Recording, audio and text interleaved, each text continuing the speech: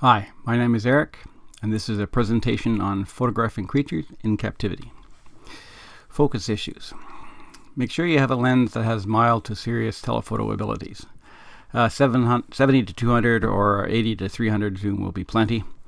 Make sure you shoot with your camera on aperture priority, keeping its aperture set to the lowest value.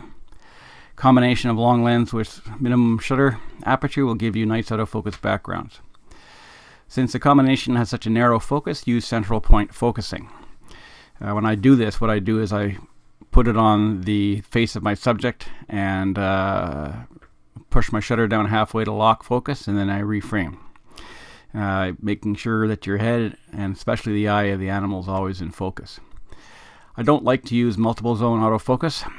Quite frankly, it tends to focus on things that like fences and bars and whatnot. Even branches get in the way and cause grief. You can see the white thing in the back is actually a swan. That blurry brown bit there is the autofocus branches. Shoot as close to the fence as possible. Typically what happens is the fence itself will be out of focus and you won't even see it in your lens. Don't use flash, so we'll talk about that in a little bit. If you're going to visit a place that has creatures, consider using close focusing. Now, if you've got a lens dedicated to that, like a macro lens, that's a really good idea. If you don't have a macro lens, consider something like a macro filter that you screw onto the end, and that will allow you to get a lot closer than you otherwise could. Flash is a marvelous thing to use. It really helps with color. It does all kinds of great and marvelous things. Like I mentioned, not a good choice with fence because it lights the fence up. And so the flash will certainly illuminate your subject, but it also illuminates the fence. If you find that your flash distance is limited, consider increasing your ISO. A 2-stop increase in your ISO will double your flash distance. I also like to use flash outdoors. This is called fill flash, and what it does is provide a little more separation between foreground and background, and it also improves color and contrast. Pay attention to where the sun is. This is enormously important. When the sun is out, I try to point my shadow towards the subject.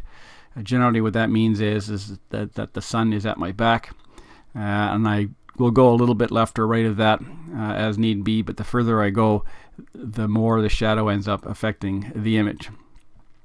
If the sun is high, you get deep dark shadows. When the sun is low, which is one of the reasons I like to shoot in the morning, is you get shadows that aren't not nearly as thick. High cloud is also a marvelous time to shoot in. It doesn't really matter where the sun is with high cloud. You tend to get good light and little or no shadow. One of the critical things in photographing captive creatures is to really pay attention to make sure that man-made objects just are not there. This is a captive flicker, and you can see the fence clearly in that, and it's not what I would call a natural looking photograph. Try to use vegetation, the ground, sky, water, and rock as your background. Things like fences, bars, concrete posts, and other things just really detract from the image. So these are examples of photographs I've taken where I've really gone out of my way to make sure that I have as little man-made items as possible. Even though you have things like sawed-off branches and rocks that have been intentionally picked, the fact of the matter is that I've gone out of my way to make sure the background is good. So the key in doing this is, as you're looking at your subject, pay attention to your background, because it's the background that is going to make or break a shot. It's not just the subject that you're interested in, it's the subject being in a natural looking environment. These are all examples of paying attention to the background and making sure that I'm getting a shot that is appropriate. Strongly suggested to arrive early. If you show up during later part of the day, the sun's in a lousier place, there are more people about, and it's harder to get good shots of the animals. In the morning they tend to be more energetic, they tend to be more open and are interested in coming out and getting out of their sleeping spot, wherever that happens to be. Cooler temperatures also make sure that they're generally more active, because if it gets hot in the afternoon, they're not likely to be interested in being out like that. Another great thing about mornings is often when they are fed, and so that might give you the opportunity to catch some really great photographs that otherwise would not be possible.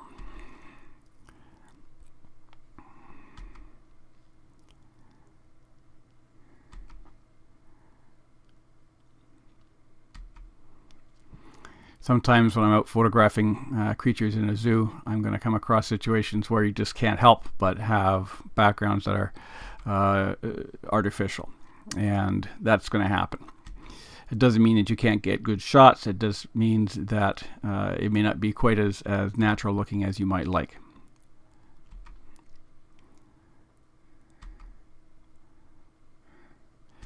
One of the ways that you can get around that is by getting closer and zooming in a little more. Wide angle lenses will capture more of what's going on around the animal, which is more likely to get things that don't belong in the shot.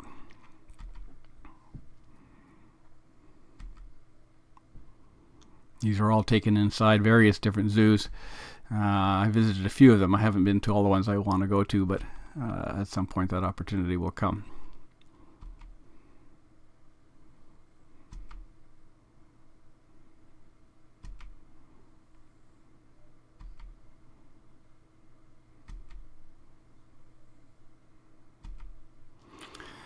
One of the things you're going to come across when you are out shooting is glass.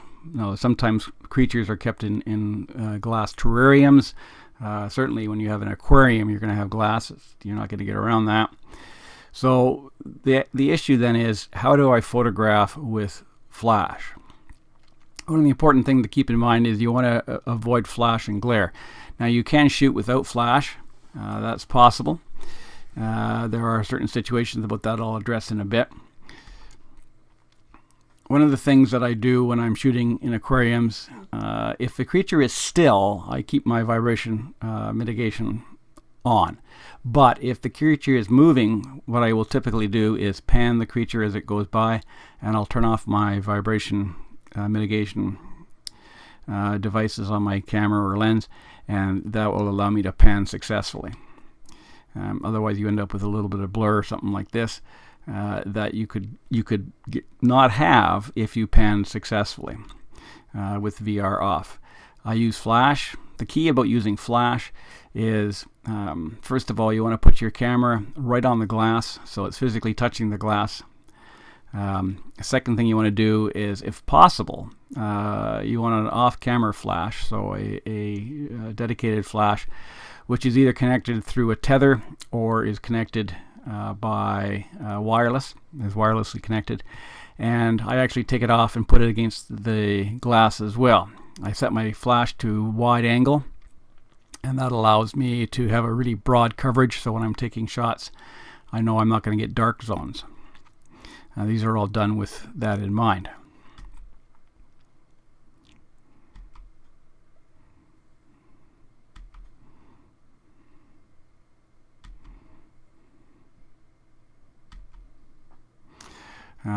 In situations, you're going to find that you can't use flash, either because you're not allowed to, or because you just can't capture the animal because it's too big. These are jellyfish that were at the Vancouver Aquarium, for example, and I had to shoot this from a modest distance away. So I bumped up my ISO, in this case, to 3200, so I could have a decent shutter speed, so when they were moving, they didn't get any blur. And one of the things you want to consider when you're shooting with higher ISOs is you want to fill as much of the frame as you can. If you have a very small image and you have a high ISO and you do cropping, you're going to get a lot of noise being shown. So you can certainly get good pictures without flash. Higher ISOs are required for decent shutter speeds, and like I said, you want to get as much as a creature in. When you are photographing, there are times when you might be able to be actually in with the animals. Certain conservatories, for example, or butterfly museums, that kind of thing, allow you to stroll with the critters. And when I'm doing that, I'm always paying attention to how fast I'm moving. I want to move slow, I want to move deliberate, and I want to look for opportunities to photograph. This is one of the times when I can assure you that being patient is very important. Natural behaviors are more likely to show up when you are taking your time and not threatening the animals.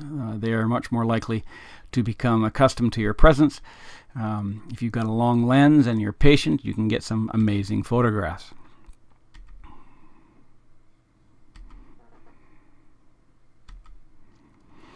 Sometimes you're going to have opportunity to witness various different shows. Not everyone is comfortable with these for various reasons, but they do offer the opportunity for some striking photographs that you couldn't otherwise get. So I do enjoy them, and when I have opportunity, I will photograph them. Interpreters are often people that have a great deal of knowledge and have access to animals.